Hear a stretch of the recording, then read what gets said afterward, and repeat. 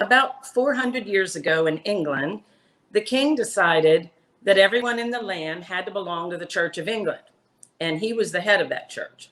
And he made it the law that everyone in the whole country had to go to church or they had to pay a fine, whether they liked that church or not. The church had a lot of ceremonies and fancy robes and chants and rituals. They had to do the sign of the cross, and they had infant baptism, and they even had a book that you had to pray from. And if you didn't pray from that book, you had to pay a fine. And so a group of Christians got together and they decided that they wanted to follow the Bible and just do what the Bible says, just the simplicity of the Bible. And so they formed a small church and met in someone's house, kind of like we do here sometimes. And they were called separatists, and they called themselves that because they wanted to have a church that was separate from the Church of England. And so some of these people were breaking the law by doing that. And they were thrown in prison. They had their jobs taken away from them. They were hunted down, and they had to pay fines and thousands of dollars just because they wanted to have a church in their own house. And some of them were even killed. So they decided to go to Holland because they'd heard that they could worship in Holland any way they wanted to. There was freedom of worship there. So they did that. It was a very difficult trip to go there. And it was very hard on them because they didn't speak the language and there weren't good jobs for them. And they had to work extremely hard. And even their little children had to work hard just to make the ends meet for the family.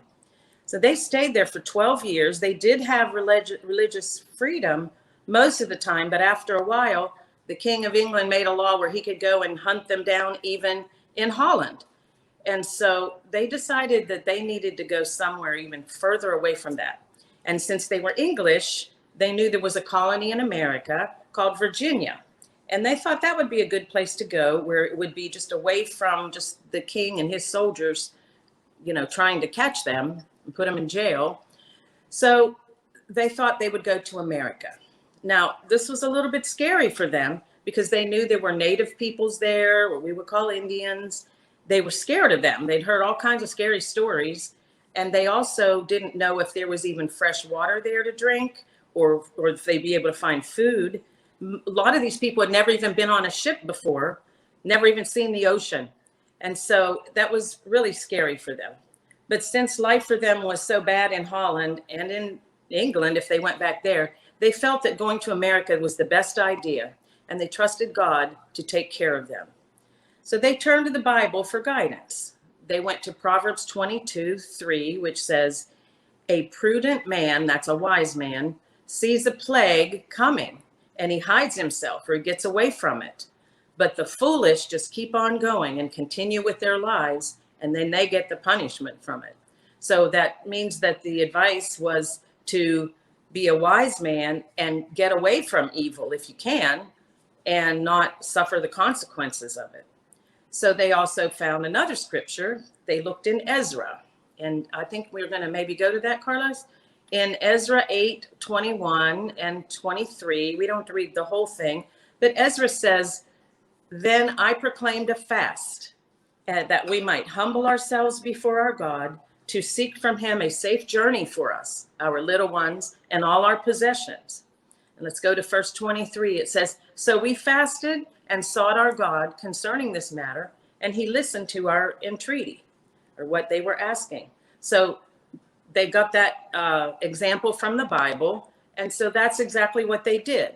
They fasted and they humbled themselves before God, and they prayed for God's protection and guidance. They promised God that they would spread the gospel of Jesus to the native people that they met and bring righteousness to this new land. So I'm sure that you've heard the story. I'm not going to go through the whole story of everyone on the Mayflower, but these people got on the Mayflower. It was a ship that had never even had people on it before. It was just a cargo ship. It was very crowded. The people were throwing up. They were sick. It was just a really hard journey. They were very crowded. One guy fell overboard, but he grabbed onto a rope that just happened to be dragging along, and they got him back on. And there were just a lot of miraculous things that even happened while they were on the Mayflower. And so their ship got blown off course because they'd had some hardships when they were leaving. So it was winter, November, actually, by the time they got there. And they got to Massachusetts, which is further north than Virginia. That's not where they exactly were wanting to settle, but they decided to go ahead and settle that. And they had 102 people that were crammed into that Mayflower. 27 of them were the separatists. So the other people were the ship's crew and other people who just wanted to help out and come to start a new life in America. They came to the shore at a place, and they named it Plymouth, after a town in England where they'd left. And as soon as they got to the land, they all praised God, and they recited Psalm 100, which is a psalm about being thankful. So later on, maybe you could read that. I'm not going to go through it all right now, but let's see. So they couldn't all just get off the ship when they first got there because it was very cold, and there were no towns or roads. There was no electricity. There was no internet, no hotels. The women, just nothing. The women and children stayed on the Mayflower for shelter, while the men went out on a little boat to shore, and they explored around the area for miles. They had very little food, and they didn't even know if they were going to make it through this winter. It was only November. We still had some very cold months to go, and they didn't know what they were going to even eat. Many of them got very sick, and many of them died. A lot of them died. There were only 3 people who weren't sick that took care of all the sick people and emptied their pots where they threw up and stuff like that. It was a bad time. Out of all those people that came, only 4 women and 47 men out of that whole 102 people, men and children, 47 men and children survived, and 4 women.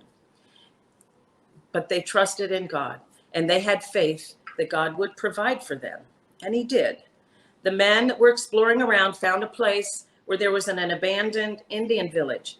The Indians that had lived there had all tragically died from a disease the year before. And that's very sad, but they can't do anything about that. The village was abandoned.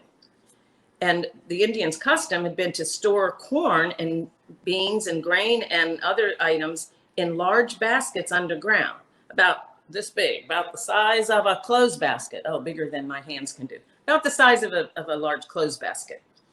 And the men were just exploring around, and they saw these humps of earth, and they started digging, and they were astonished to find 10 large baskets of corn buried underground with just some things on top of them and then dirt. And they found baskets of beans and cooking oil and more. And they didn't want to just take this food because that would be stealing. And they didn't want to be stealing, that was against God's law. But there was no one there that they could pay for it. And since their people were starving and they'd been praying to God to provide for them, they felt that God provided this food. And they did take it.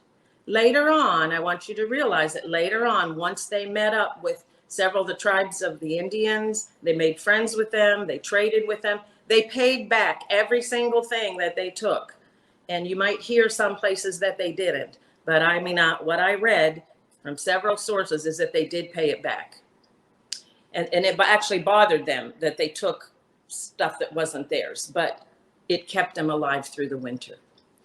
Another blessing involved with that from God was that if they had been exploring around there 2 days later, it had snowed, and that whole place would have been covered with snow, and they would not even have found this buried corn. So here was God taking care of them. After a while, they were able to build a few houses, and they were able to get off the Mayflower in December, and then they started doing better. The land had plenty of deer and ducks and geese and what else? Gobble, gobble, gobble. Turkeys. They had turkeys, and they learned to shoot them, and they roasted them for food. By March, it was time to plant some crops so they could grow food. While they were trying to figure out how to plant them in Massachusetts' sandy soil, God provided another blessing for them. One day, a tall Indian walked into their village, and they were kind of afraid, but they stood firm, and decided we're going to talk to him, make friends if we can. And his name was Samoset, and he spoke English, and he said, welcome. He also asked, do you have any beer? Which we think might be a little funny, but they drank beer back then in those days, a watered down version of beer. They even fed it to their kids because it didn't have poisons in it like some of the water did. Mainly the water in England was bad, not in America. But anyway, so he walked in and they were all amazed that this Indian was friendly and that he spoke a little English, and they offered him some dinner and he loved it. He loved eating the English food because he had been to England and he had come back to America, and that's how he learned English. And he stayed with them for a few days. And then later he brought another Indian who was his friend, and his name was Squanto. Now we know that guy as Squanto. You might have heard of him. They were amazed that Squanto spoke very good English. That's because several years earlier, when he was a teenager, Squanto had been captured from America and he was taken to Spain to be a slave. And he was helped by some Spanish monks that took him in, and they taught him how to speak Spanish and English. And then they helped him go to English to live with a family who wanted him to be an interpreter in the New World in America, and so they could do trade with the Indians. So they paid for him to go back to America.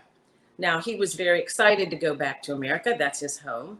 And he wanted to go back and live with his people. And I can only imagine how excited he was when he finally got there after all these years, and he went to find his village, and all of his friends and family were dead because they had lived in that village where all the people had died just a year earlier from a sickness. And they think it might have been smallpox or something else called Indian fever. We don't really know. But so he went to live with another local tribe of Native Americans. And that village, though, was the very spot where the Pilgrims were living now, where they had found the baskets of buried food. And so Squanto understood who the Englishman's God was and that he had a plan for him. So he went to live with the settlers and he taught them how to plant crops. Having him there was an absolute miracle, and the new colony would not have survived without him. They put that in their writings, that he was just a gift to them from God. So with Squanto's help, they grew corn and beans and pumpkins, and they learned to hunt and fish and to gather nuts and berries. And they said there were plums on the trees and even strawberries growing wild, which they said were absolutely delicious. And he taught them how to get maple syrup out of maple trees. The people were very thankful to God for all their blessings beyond what they could have even imagined when they were so afraid to come to the New World. And they even made a peace treaty with the Indians in that area that lasted for 50 years. They all kind of got along. In November of 1621, which what year is this? 2021? And 1621 would have been 400 years ago, exactly, like right now, November was 400 years ago. They decided to have a large meal and a celebration of Thanksgiving. They wanted to thank God for helping them survive the year and blessing them with this beautiful land where they were no longer persecuted and there was plenty to eat. They invited Squanto and his friends and the Indian chief and his family. His name was Massasoit. And that turned out to be 90 Indians that came, plus all the separatist settlers that were there. So that's a lot of people, well over 100 people for this meal. And remember, there were only 4 women and some teenage girls to do all the cooking. I can only imagine. So they played games and they had races and they shot guns at targets and they just had a good old time. And they had plenty to eat for 3 days. The Indians brought some deer to roast and something that the English had never seen before. They brought popcorn. That was exciting. As I was reading about these people, I wanted to know what their religious beliefs were, because they sound a lot like they have the same kind of Christian walk that I have. And I found out that they were Unitarians. They believe in one God like we do. I was like, yay, I'm so excited to find that out. And another thing I found out is they were called millennialists. That means they believe in the 1,000-year reign of Jesus, just like we do. I was so excited to find that out, I gotta say. Because the more I read about these people, the more I thought how they understand the Bible and the simplicity of the Bible, just like we do. So I decided to read the writings of the man who was their leader and wrote a book about what all happened with them. His name was William Bradford. He was their first, well, not their first governor, but anyway, he was for many years. When I read one paragraph that he wrote, I was very excited. When he was telling about how they prayed so hard to ask God for guidance when they should come to the new world, he mentioned Hebrews 11. And we've studied Hebrews 11 just a few months ago. And we know it talks about the people in the Bible days who were killed and suffered and treated horribly because they believed in Yahweh, the one true God. So let's read Hebrews 11:13. And let's look at it in the Geneva Bible, because that's the Bible that William Bradford had and was quoting from. And it's in verse 13, it says, all these died in faith and received not the promises, but saw them far off and believed them and received them thankfully and confessed that they were strangers and pilgrims on earth. And verse 14 says that they seek a country. Verse 16 says that God has prepared for them a city. So we see that we are all sojourners and pilgrims waiting to receive our heavenly country. And we know that that doesn't mean heaven, but we know that means our future country that God is preparing in heaven for us, which is the kingdom. And these pilgrims knew these scriptures, and they were waiting for the promises that were made to Abraham, just like we are. They were searching for a land in the new world, but they mostly were waiting the return of Christ to set up his kingdom, just like us. Before going any further, I want to be sure you understand that I'm not talking about the Puritans. Those are people who came about 10 years later that had the big black hats with the buckle on the front and the white collars with black. Those were the Puritans, and they were not these first pilgrim people that I'm talking about. The Puritans were very strict and very stern, and especially about religion. But the Pilgrims were more loving and tolerant, and they were the Mayflower people that settled at Plymouth. And those are the folks that I'm really talking about. If you read about the Pilgrims and watch videos, they all tell you that a pilgrim is someone who goes on a long trip for religious reasons. And that it's true, but I think that they missed that point that we understand, that they considered themselves wanderers and pilgrims while on this earth, awaiting the kingdom and the promises made to Abraham, just the same as we are. So as you sit down to eat your Thanksgiving turkey on Thursday, on Thanksgiving, and celebrate, I hope you give God thanks for the many blessings we have in this land. And I hope you remember how he blessed the Pilgrims also, and he helped them to thrive. And remember that just like them, we are pilgrims too.